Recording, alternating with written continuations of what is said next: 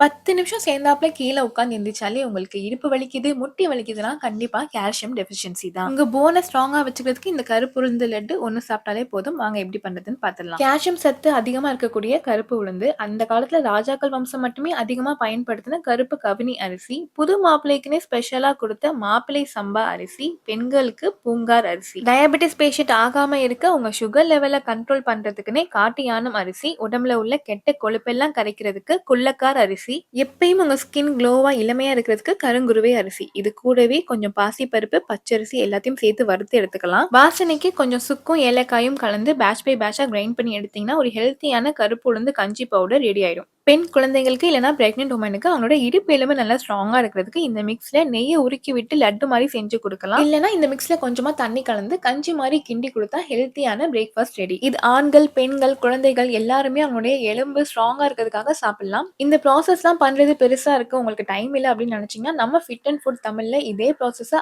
Organic முறையில செய்யறாங்க. ஸ்கிரீன்ல தெரியுற அவங்களுடைய வெப்சைட் ஆர் கான்டாக்ட் நம்பர் மூலியமா ஆர்டரை பிளேஸ் பண்ணிக்கோங்க. ஆர் உங்களுக்கு லிங்க் வேணும்னா கமெண்ட் பண்ணுங்க, டைரக்டா உங்க டிஎம்க்கு சென்ட் பண்ணிடுறேன். பை.